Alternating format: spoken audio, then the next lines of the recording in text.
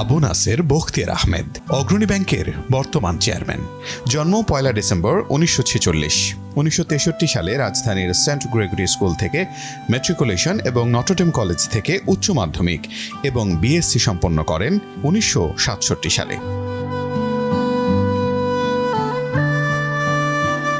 সৈয়দ আবু নাসের বখতিয়ার আহমেদ একজন সিনিয়র ব্যাংকার ও ব্যাংক ও আর্থিক প্রতিষ্ঠানের সফল বিশ্লেষক। দক্ষিণ এশিয়ার ব্যাংকিং খাতে গত 40 বছর ধরে সফলতার সাথে ব্যাংক পরিচালনা ও নীতি নির্ধারণী পর্যায়ে কাজ করছেন। ফিনান্সিয়াল এক্সেলেন্স লিমিটেডের চেয়ারম্যান এবং ট্রেড হাব বাংলাদেশ লিমিটেডের ব্যবস্থাপনা পরিচালক হিসেবে কাজ করেছেন। এছাড়াও ঢাকা ব্যাংক ও আর্থিক প্রতিষ্ঠান আইডিএলসির স্বতন্ত্র পরিচালক সহ একাধিক দায়িত্বেও কাজ করেছেন তিনি। বর্তমানে নিযুক্ত আছেন অগ্রণী ব্যাংকের চেয়ারম্যান হিসেবে। 1970 সালে ব্যাংক অব পাকিস্তানে অফিসার হিসেবে যাত্রা শুরু করেন তিনি। তারপর 1974 সাল পর্যন্ত কাজ করেন বাংলাদেশ ব্যাংকে। এরপর টানা 21 বছর দায়িত্ব পালন করেছেন ব্যাংক অব ইউনাইটেড আরব আমিরাতে। বাংলাদেশ, পাকিস্তান ও আরব আমিরাতের 3টি কেন্দ্রীয় ব্যাংকে 25 বছর দায়িত্ব পালনের অভিজ্ঞতা শেষে একাধিক বেসরকারি ব্যাংকে কাজ করেছেন সৈয়দ আবু নাসের। সবশেষ 2004 থেকে 2010 সাল পর্যন্ত সরকারিভাবে নিযুক্ত হন অগ্রণী ব্যাংকের ব্যবস্থাপনা পরিচালক ও প্রধান নির্বাহী কর্মকর্তা হিসেবে।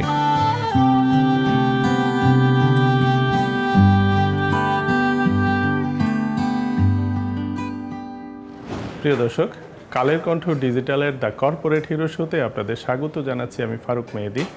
এই অনুষ্ঠানে আমরা কথা বলি দেশসেরা ব্যক্তিত্বদের সাথে দেশের অর্থনীতি এবং ব্যবসা বাণিজ্য নিয়ে। আজকের অতিথি অগ্রণী ব্যাংকের চেয়ারম্যান সৈয়দ আবু নাসের বখতিয়ার আহমেদ। চলুন আজকের অতিথির সাথে কথা বলে আসি।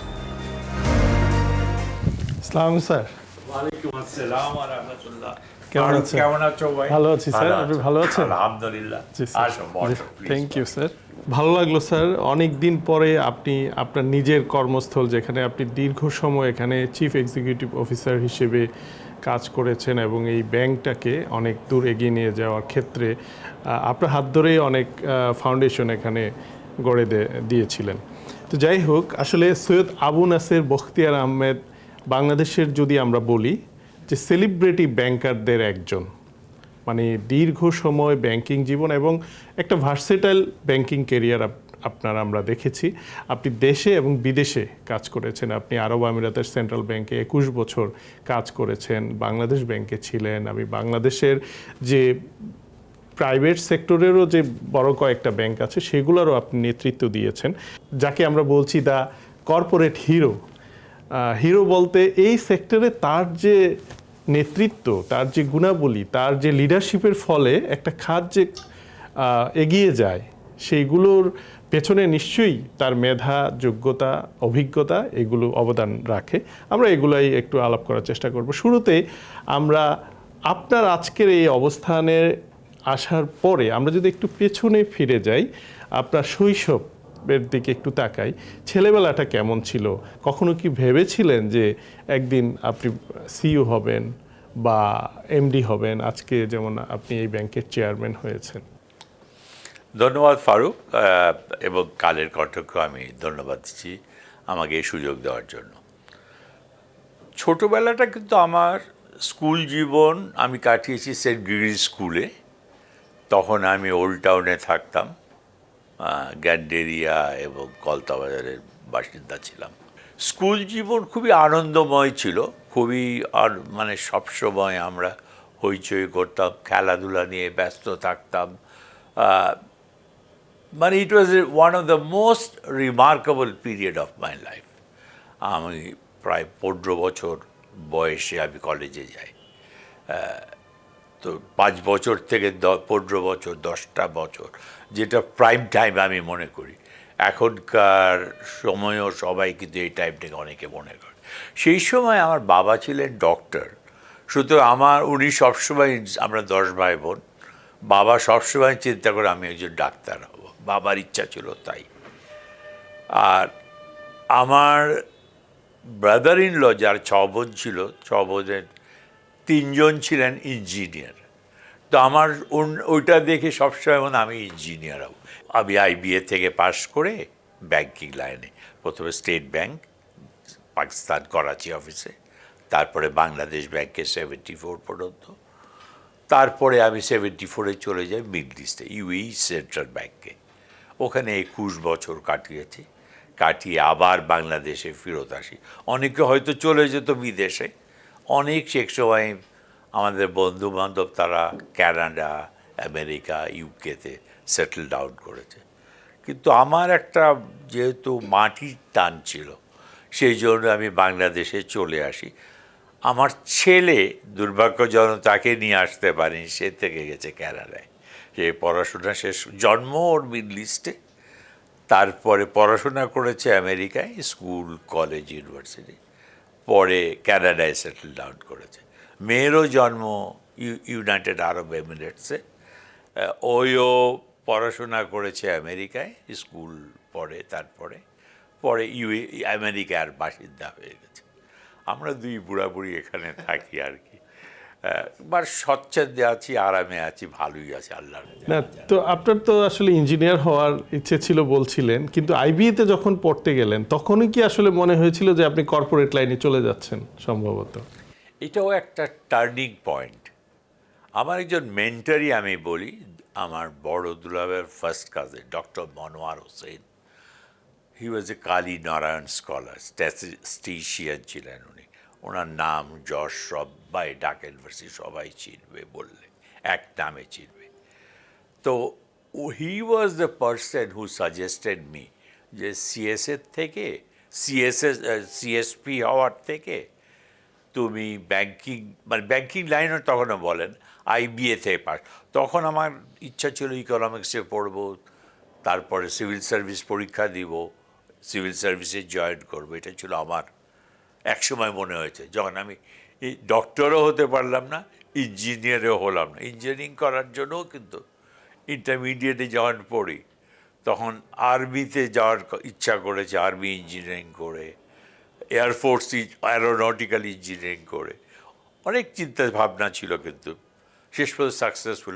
আমি লিন অ্যান্ড থিন ছিলাম, physically was not that fit. এই জন্য ওই আইএসএসবি একটা টেস্ট হতো, সেখানেই যে পারতাম না আর কোনো কারণে, হয়তো দ্যাট ওয়াজ মাই ফেলিওর। এখন কি মনে হয় স্যার যে আপনি এটাও হতে পারলেন না, ওটাও হতে পারলেন না, আবার যেটা হলেন সেটাও কিন্তু এই সেক্টরে আমরা তো বলি যে একজন সেলিব্রিটি ব্যাংকার, যেহেতু আপনি ভালো ভালো জায়গায় এবং লিডারশিপ জায়গায় কাজ করেছেন, তো এখন কি নিজেকে মনে হয় যে আপনি যে হতে পারলেন না, আবার এখন যে এই পজিশনগুলো আপনি হোল্ড করলেন, এইটা নিজের মূল্যায়নটা কি? না, আমি মনে করি আল্লাহর অশেষ মেহেরবান। আল্লাহ হয়তো আমাকেও গাইড করতে পেরেছেন, আমি হয়তো ওনার নির্দেশনা পেয়েছিলাম, হয়তো আমার মেন্টর যাকে বললাম আমি, উনিও হয়তো গাইড করেছেন। কিন্তু আমি খুশি, আমি আনন্দিত, আমি সত্যি আল্লাহর কাছে শুকর আদায় করি যে আমি এই লাইনে এসেছি, এবং এই লাইনে এসে আমি দেশের জন্য, দশের জন্য কিছু করতে পারার আশা রাখতেছি। যতটুকু করেছি আমি জানি না, কিন্তু যত দিন বেঁচে থাকব আমি এটা দেশের জন্য, দশের জন্য, আমার ব্যাংকিং পরিবারের জন্য কিছু রেখে যেতে চাই। আচ্ছা, এখন ধরেন যে একজন সিইও হওয়া বা একজন এমডি হওয়া, বা আজকে আপনি ব্যাংকের চেয়ারম্যান, এই পজিশনগুলো আসার জন্য একজন ক্যারিয়ারিস্টের কি দক্ষতা এবং যোগ্যতা থাকা উচিত বলে আপনি মনে করেন? খুব ভালো প্রশ্ন ফারুক। এটার জন্য প্রথমে যেটা বললাম, একটা অদম্য ইচ্ছা থাকতে হবে। ইচ্ছা আল্লাহ তাআলা পূরণ করলে পরে যেটা দরকার কেরিয়ারে বিল্ড আপের জন্য, একটা হলো ফার্স্ট হলো অনেস্টি, আনকোয়েশ্চেনেবল ইন্টিগ্রিটি, সততা যেটাকে বলা হয়। তারপরে যেটা দরকার সেটা হলো স্বচ্ছতা, ট্রান্সপারেন্সি। এটাও কিন্তু খুবই ইম্পর্ট্যান্ট একটা ফ্যাক্টর। আর last but not the least বলবো অ্যাকাউন্টেবিলিটি। আমি যে কাজটা করছি এটা যেন দায়িত্ব যাতে আমিই নিতে পারি। আমাদের এখানে দুর্ভাগ্যজনক অনেক সময় দেখেছি নিচের লেভেলকে দায়ী করে দেওয়া হয়। এটা আমি কিন্তু করতে পারি না কোনো সময়। আমি যদি এটা চিফ হই, এভরিথিং, যে যাই ভুল করুক, I have to take that responsibility. এইটা হলো মোস্ট ইম্পর্টেন্ট যে কোনো সিইওর জন্য, যে কোনো লিডারের জন্য, যে কোনো ম্যানেজারের জন্য। এইটা ইজ পার্ট অফ কর্পোরেট গভর্নেন্সও বলে দিতে পারো। এগুলি কিন্তু প্রত্যেকটা কর্পোরেট গভর্নেন্সেরও এইগুলির স্তম্ভ। এখন টেকনোলজি আমাদের তরুণদেরকে নানানভাবে প্রভাবিত করছে। আমাদের তরুণরা এখন বৈশ্বিক যে কালচার, বৈশ্বিক যে যা কিছু আছে সব কিছুর সঙ্গেই কিন্তু সম্পৃক্ত, এবং সে শিখছে, জানছে, নিজেকে এক্সপ্লোর করছে। আমাদের তরুণরা যদি বাংলাদেশকে নেতৃত্ব দিতে চায়, প্রত্যেকটা প্রতিষ্ঠানে, প্রাইভেট পাবলিক, তাদের কি গুণ থাকা উচিত বলে আপনি মনে করেন? এটাও একটা ফ্যান্টাস্টিক কোশ্চেন। এই তরুণরা কিন্তু আমাদের সেকেন্ড লিবারেশন যেটাই বলো, বা আবার স্বাধীনতা আমরা দেখতেছি। আমরা কিন্তু 71-এ স্বাধীনতা যুদ্ধ করে স্বাধীনতা অর্জন করেছিলাম, কিন্তু আমাদের অনেক কিছু স্বাধীনতা, ব্যক্তি স্বাধীনতা বলতে, কথা বলার স্বাধীনতা বলতে, সেগুলি কিন্তু ছিল না। কিন্তু এখন আমরা কিন্তু বুক ফুলে চলতে পারছি, মুখ ফুটে কথা বলতে পারছি, কোনো অসুবিধা নাই। আগে কথা বললেই একটা রেস্ট্রিকশন ছিল। এবার এইগুলির জন্য এই তরুণরাই কিন্তু নিয়ে আসছে। যদি দেখো যে 5ই অগাস্টের পরে যে 5ই অগাস্ট, তার আগেরও ঘটনাগুলি জুলাই থেকে শুরু হয়েছিল বোধ। 5ই অগাস্ট আমরা হয়তো এটা, আমি বলবো, আরেকটা স্বাধীনতা পেলাম। এই জিনিসটা কিন্তু তারাই লিডারশিপ দিয়েছে। এখানে কিন্তু আমরা যারা বয়সী লোক, তারা হয়তো তাদের বুদ্ধি দিয়েছে বা তাদের হয়তো দিক নির্দেশনা দিয়েছে, কিন্তু তারাই রাস্তায় তাদের জীবন দিয়ে, রক্ত দিয়ে এই স্বাধীনতা দিয়েছে। এইটা কিন্তু সবাই একটা দৃষ্টান্তমূলক চিন্তা করতে পারে। এবং সেই যে তাদের যে এই দেওয়াটা, স্বাধীনতা দেওয়াটা, এটা যাতে সবসময় আমরা ধরে রাখতে পারি, যাতে সৎভাবে জীবনযাপন করা যেতে, দেশের জন্য, দশের জন্য সবাই যাতে মন স্থির করে আগায় নিতে পারে, তাহলেই হবে তাদের এই স্বাধীনতার অ্যাকচুয়াল অ্যাচিভমেন্টস, আমাদের মেইন গোল আমরা রিচ করতে পারবো। জি, আমরা এই মুহূর্তে বাংলাদেশ যে অবস্থায় দাঁড়িয়ে আছে, আপনি অগ্রণী ব্যাংকের চেয়ারম্যানের দায়িত্ব নিয়েছেন, এবং একটা পরিবর্তিত প্রেক্ষাপটে যখন আমরা দেশকে এগিয়ে নিয়ে যাওয়ার আকাঙ্ক্ষার মধ্যে আছি, সেই রকম একটা পরিস্থিতিতে আপনি এই ব্যাংকের দায়িত্ব নিয়েছেন। বাংলাদেশের ফাইন্যান্সিয়াল মার্কেটটাকে আপনি কিভাবে দেখছেন? আপনি এই ব্যাংকের শীর্ষ নির্বাহীও ছিলেন এক সময়। দেখেন, এখানে যেটা মেইন ব্যাংকিং সেক্টর একটু অস্থিরতার মধ্যে এখনও বিরাজমান আছে। হলমার্ক, বিসমিল্লাহ, বেসিক ব্যাংক, ফার্মার্স ব্যাংক, একটার পর একটা ঘটনা, ডেস্টিনি, তারপরে এদিকে যেগুলি লেটেস্ট আসলো, থার্মাক্স গ্রুপের ব্যাপারেও আসছে। এই যে জিনিস একটার পর একটা ঘটনাগুলি ঘটে গেছে, এই টাকা সরে গেছে ওইদিকে নন ব্যাংক ফাইন্যান্সিয়াল ইনস্টিটিউশনে, পিকে হালদার অ্যান্ড গগের, এগুলি বড় পেইনফুল। যারা ব্যাংকার, যারা বুঝে দেশের জন্য, এটা কিন্তু সত্যি, যখন আমি দেখি আমার মনে অনেক কষ্ট হয় যে এগুলি কেন হচ্ছে। আমরা আগে 22 পরিবারের কথা বলতাম, কিন্তু সবসময় 22 পরিবার সব লুটে পুটে দেশ থেকে, এই দেশ থেকে, ফরমার ইস্ট পাকিস্তান থেকে ফরমার ওয়েস্ট পাকিস্তানে নিয়ে যাচ্ছে। এইটাই ছিল মেইন কারণ আমাদের স্বাধীনতার, ওয়ান অফ দ্য রিজন ছিল স্বাধীনতা অর্জনের জন্য। কিন্তু এখন আমি দেখতেছি যারা রিচ তারা আরও ধনী হয়ে যাচ্ছে, কিন্তু যারা আমরা মধ্যবিত্ত পরিবারের ছেলে পেলে, আমি, তুমি, আরও যারা সামনে থাকবে, তারা যারা ফিক্সড ইনকামের উপরে, স্যালারির উপরে বেস করে জীবনযাপন করছে, তারা কিন্তু আর মধ্যবিত্ত পরিবার বলছি না, তারা এখন চলে আসছে লোয়ার ইনকাম গ্রুপে, দরিদ্র পরিবার হয়ে যাচ্ছে। আর যারা দিন মজুর, তাদের অবস্থা চিন্তা করলে আরও কষ্ট লাগে। তারা কিন্তু হয়তো প্রতিদিন খেতেও পাচ্ছে না। এটাও কিন্তু আমি মনে হয় আমার, যদিও আগের সরকার বলেছে তারা খাচ্ছে, কাপড় পরছে, জুতা পরছে, কিন্তু জানি না, গ্রামে যখন আমি যাই দেখি সত্যি কষ্ট লাগে। এই শহরেও তো প্রতিটা রাস্তার মোড়ে মোড়ে যে ভিক্ষুকদের দেখলে কষ্ট লাগে, বস্তিতে তারা আছে সেটা দেখলে কষ্ট লাগে। তারা তো খাওয়া দাওয়া বাদেও বাসস্থান নাই তাদের, তাদের ছেলেমেয়েদের পড়াশোনা নাই, তাদের স্বাস্থ্যের ব্যাপারে কেউ কিন্তু খেয়াল করি নাই। এগুলি জিনিসগুলো আমি মনে করি এখন এই সরকার বা পরবর্তী সরকার যেই আসবে তাদের মেইন অবজেক্টিভ হওয়া উচিত। তাহলে কিন্তু আমাদের দেশে একটা চিরস্থায়ী শান্তি আসবে, নাহলে একটা এই অস্থিরতা থেকেই যাবে। ব্যাংকের টাকাগুলি নিয়ে বেশিরভাগ ক্ষেত্রে দেখা যাচ্ছে তার অন্য পারপাসে খরচ করেছে, পারপাসটা ছিল এক, অন্য পারপাসে চলে গেছে, তারপরে দেশের বাইরে টাকা চলে গেছে। এটাও কিন্তু বড় পেট। এই টাকাগুলি যদি দেশে থাকতো তাহলে কিন্তু অনেক মানুষের চাকরির সংস্থান হয়ে যেত, অনেক মানুষের। আর দেশের বাইরে চলে যাওয়াতে লোকরাও এখন চাকরি নাই, চাকরির অবস্থায় বেকার অবস্থায় ঘোরাফেরা করতেছে। এগুলি দেখলে আমার মনে কষ্ট ছাড়া আর কিছু বলার নাই আমার। কিন্তু আমি বিশ্বাস করি এই সরকার এবং পরবর্তী সরকার এগুলি ব্যাপারে নিশ্চয়ই স্টেপস নেবে, আমি দৃঢ় বিশ্বাস আছে। জি, তো আপনি বলছিলেন যে এই যে ব্যাংকগুলো লুটপাট হলো, আপনার কাছে কি মনে হয় যে কোন উইকনেসটা এক্ষেত্রে দায়ী? আপনি তো সেন্ট্রাল ব্যাংকে, বিদেশি সেন্ট্রাল ব্যাংকে দীর্ঘ সময় কাজ করার অভিজ্ঞতা ছিল। এখানে যারা আগের সরকারের যে রেগুলেটর ছিলেন তারা আসলে কি উইকনেসগুলোর কারণে এটা ঘটছে বলে আপনি মনে করেন?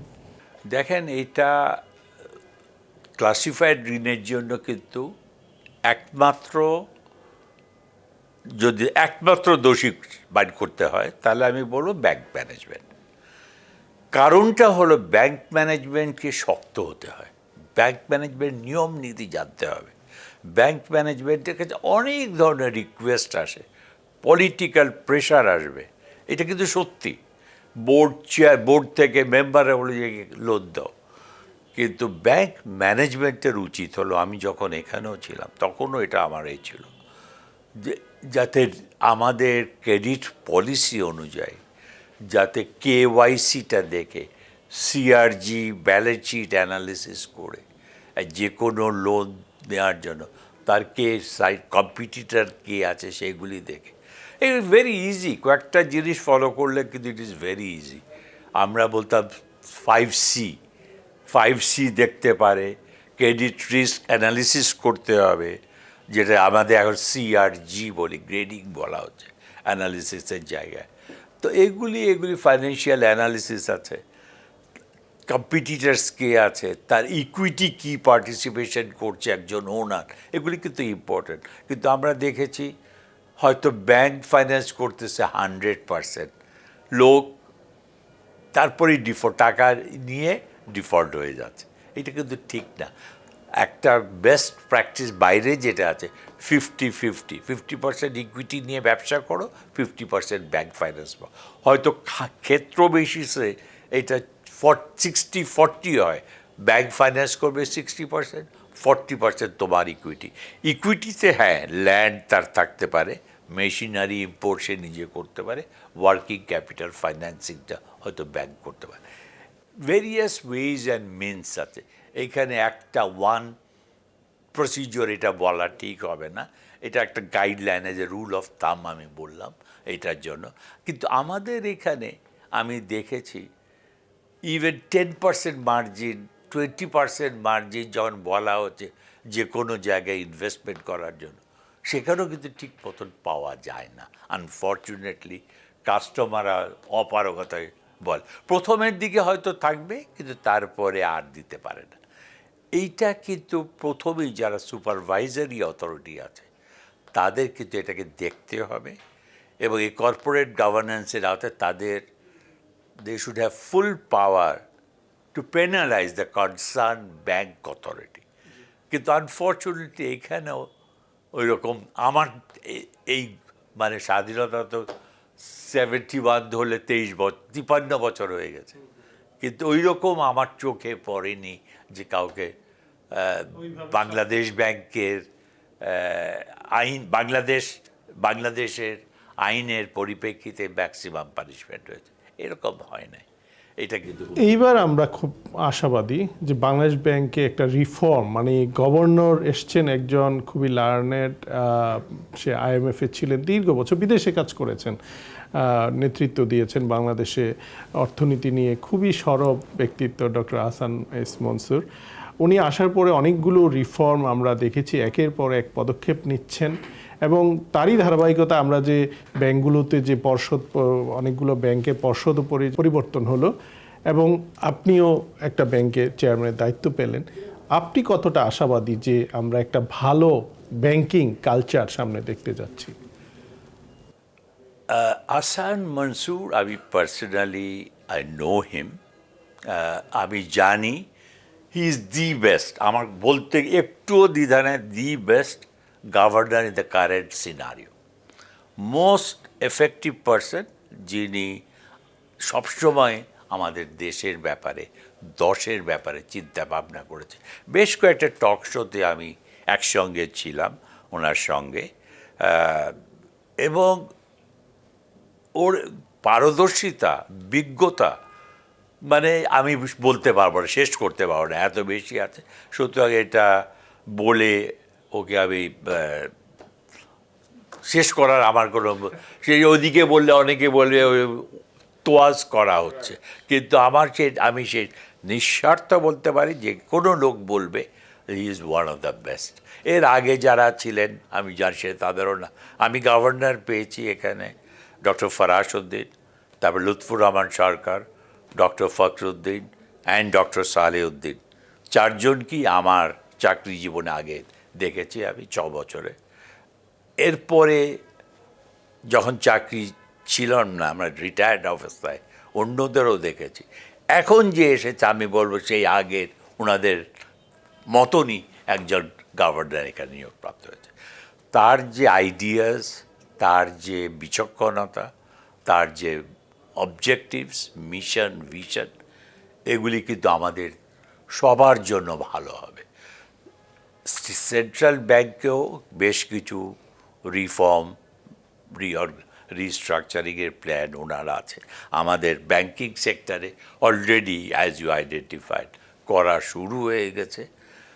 কাস্টমারদের মধ্যেও অনেকে তার সঙ্গে দেখা করছেন, আমি জানি, শুনেছি, তাদেরও উনি ভালো গাইডলাইন দিচ্ছেন। এটাও পেপারে আমি দেখেছি, ভালো ভালো গাইডলাইন দেওয়া হচ্ছে। তো এইটা যদি প্রসেস থাকতে পারে, আরেকটা যেটা আমি বলবো যে টাকা বাইরে চলে গেছে সেগুলি যদি দেশে আনার ব্যবস্থা করা যায়, এটার জন্য সবচেয়ে আগায় আসতে হবে যে লোক, যে এন্টিটি বা যে কোম্পানি বা ইন্ডিভিজুয়াল টাকা বাইরে নিয়ে গেছে, তারা যদি স্বতঃস্ফূর্তভাবে এগুলি নিয়ে আসে, এই দেশে ইনভেস্ট করুক, কোনো অসুবিধা নাই, টাকা বানিয়েছ ঠিক আছে, invest in this country, this is your country, এখানে তো কোনো অসুবিধা নাই। তো এখানে যদি করে তাহলে সবচেয়ে ভালো হবে, এইভাবে আমি মনে করি। আপনি অগ্রণী ব্যাংকে আবার ফিরে এলেন। এই ব্যাংকটা আমরা জানি যে রেমিটেন্সও একটা বড় ভূমিকা রেখেছিল একটা সময়ে। এখন কি অবস্থা আপনি পাচ্ছেন এবং এর উইকনেসগুলো কিভাবে অ্যাড্রেস করবেন আপনি? রেমিটেন্সে এই ব্যাংক আগে বোধহয় 4th স্টেজে ছিল। প্রথমে ছিল সোনালী, তারপরে ছিল না, প্রথমে ছিল ইসলামী সবসময়, তারপরে সোনালী, জনতা, তারপরে অগ্রণী ছিল। কিন্তু এখন by the grace of God আমি আসার পরে দেখেছি এটা সেকেন্ড পজিশনে আছে অ্যাট দিস মোমেন্ট। আমি যদি গত মাসের স্ট্যাটিস্টিক্সটা আমার দেখা আছে, এখানে সবচেয়ে টপে আছে ইসলামী, তারপরই আছে অগ্রণী, তারপরে আছে সোনালী, তারপরে আছে জনতা। তো এটার গাইডলাইন বা এটার জন্য, এই অ্যাচিভমেন্টের জন্য আমার সর্বস্তরের কর্মকর্তা কর্মচারী যারা আছে তাদের আমি ধন্যবাদ জ্ঞাপন করব। তাদের সহযোগিতা, তাদের অ্যাকুমেনের জন্য এটা অ্যাচিভ করতে পেরেছি। এবং আমি এটা বলেছি আমাদের টপে যেতে হবে, সব দিক থেকে টপে যেতে হবে। ইসলামী ব্যাংকের থেকেও আগে আরও বেশি যদি আমরা আহরণ করতে আপনি পারি। তো চাইবেনই যাতে এটা শীর্ষে যায়। এই যে ডিফল্ট লোন বা ব্যাড লোন, এইটা রিকভারির ক্ষেত্রে তো আপনার একটা বড় ভূমিকা থাকবে আশা করি। সেই জায়গায় কি কি চিন্তা ভাবনা করছেন? দেখেন, এইটাও একটা খুবই দুঃখজনক। আমি যখন দেখছিলাম, আমি যখন ছেড়ে গেছি, সে সময় কিন্তু ইট ওয়াজ 11% ক্লাসিফাইড লোন। এইটা বলছি 2009-এর ব্যালেন্স শিট দেখলে বুঝতে পারবেন, 9-10-এ। কিন্তু এখন গত জুন মাসে, আজকে এটা সেপ্টেম্বর চলছে, গত জুন মাসের ফিগার হলো প্রায় 30%-এর কাছে 28+ বলছে এরা। এটা বড় দুঃখজনক। এটা হয়তো হয়েছে কিছু অ্যাগ্রেসিভ ব্যাংকিং করা হয়েছে ইজি প্রফিটের আশায়। কারণ প্রথম বছর যখন এটা লেফট অ্যান্ড রাইট লেন্ডিং হবে, যে কোনো ব্যাংক কিন্তু ওটা প্রফিট আইনে, মানে তারা ওটাকে ইন্টারেস্টটা আই খাতে নিতে পারে, এটা খুব ইজি। কিন্তু যখন এটাকে ডিফল্ট করা শুরু 1 বছর 2 বছর পরে পেমেন্ট আসবে না, তখন এটাকে শ্রেণীকৃত করা হয়। তখন ওই ইন্টারেস্ট আর আই খাতে যায় না, তখন এটা চলে যায় অনিশ্চিত খাতে, ইন্টারেস্ট সাসপেন্সে বা আনঅ্যাপ্লাইডে। তারপরে এটা ওই পেনাল ইন্টারেস্ট পরে আনঅ্যাপ্লাইডে যায়। এইটার থেকে বেরিয়ে আসার জন্য আমাদের বেশ কিছু স্টেপস নিতে হবে। আমাদের যেগুলি রিটেন অফ লোন আছে, রাইট অফ লোন, সেগুলিকে সবচেয়ে বেশি সবাই মিলে কঠোরতমভাবে আমরা যদি একটু প্রসিজিওর নিই, তাহলে হয়তো বা ওখানে আমরা সাকসেসফুল হব। যেগুলো আমরা রাইট অফ লোন, সেখানে যাই রিকভারি করব, সেটা স্ট্রেইট আমাদের ইনকাম খাতে আসবে। ইনকাম খাতে আসবে, ওইটা একটা প্লাস পয়েন্ট, এবং আমাদের রিকভারিটা ভালো হবে। আর ক্লাসিফাইড ঋণগুলি কমাবার জন্য আমাদের রিস্ট্রাকচারিং প্রসেসে যেতে হবে, রিশিডিউলিং প্রসেসে যেতে হবে। এটা বাংলাদেশ ব্যাংকের সুন্দর আইন আছে। সেই আইনে এক সময় ছিল 10% ডাউন পেমেন্ট দিতে হবে, পরে এটা কমায় 5% করা হয়েছে, এখন আরও কমায় দিয়ে 2% করা হয়েছে। What ever is the rule available, আমি সেই রুল অনুযায়ী ডাউন পেমেন্ট নিয়ে এটাকে একটা রিশিডিউল করে দিলে, তাদের ক্যাশ ফ্লো অনুযায়ী, তাদের ক্যাশ ফ্লো যদি পারমিট করে যতটা, সেইভাবে যদি তারা পেমেন্ট করে, এবং এটার জন্য প্রিকশন নিয়ে আমাদের চেক নিয়ে নিতে পারি, তাহলে সেগুলির বেসিসে ফলো আপ মনিটরিংটা ঠিক মতো নয়, তাহলে কিন্তু এগুলি আস্তে আস্তে কমে যাবে। কিন্তু এগুলি হঠাৎ করে হবে না, এগুলির জন্য একটু টাইম লাগবে। আমি জানি, আমি 3 বছরের জন্য নিয়োগপ্রাপ্ত হয়েছি। আমার অবজেক্টিভ হলো আবার যদি ওই সিঙ্গেল ডিজিটসে আমি ক্লাসিফাইড ঋণটা নিয়ে আসতে পারি, তবেই আমি মনে করব নিজেকে সাকসেসফুল, নাহলে ডিফিকাল্ট হবে আমার নিজের জন্য। আপনার এই ইচ্ছার প্রতি আমাদের রেসপেক্ট। আশা করি নিশ্চয়ই আপনি আপনার এই টার্গেটে আপনি পৌঁছতে পারবেন, আপনার যে নেতৃত্ব। আপনাকে অসংখ্য ধন্যবাদ আমাদের সাথে এই আলোচনায় যোগ দেওয়ার জন্য। থ্যাংক ইউ ভাই ফারুক মেহেদি, আমাকে সুযোগ দেওয়ার জন্য, এবং সেই সঙ্গে কালের কণ্ঠ গ্রুপকেও ধন্যবাদ আমার এই ইন্টারভিউ নেওয়ার জন্য। ধন্যবাদ আপনাকে অসংখ্য ধন্যবাদ কালের কণ্ঠ ডিজিটালের এই কর্পোরেট শোতে সময় দেওয়ার জন্য। আমরা আশা করব আপনি যেভাবে চিন্তা করছেন, এই ব্যাংকে আপনি শীর্ষে নিয়ে যাবেন। প্রিয় দর্শক, শেষ করব দ্য কর্পোরেট হিরো এই শোটি। অন্য পর্বে অন্য অতিথির সাথে আবার দেখা হবে। সে পর্যন্ত ভালো থাকুন, সুস্থ থাকুন।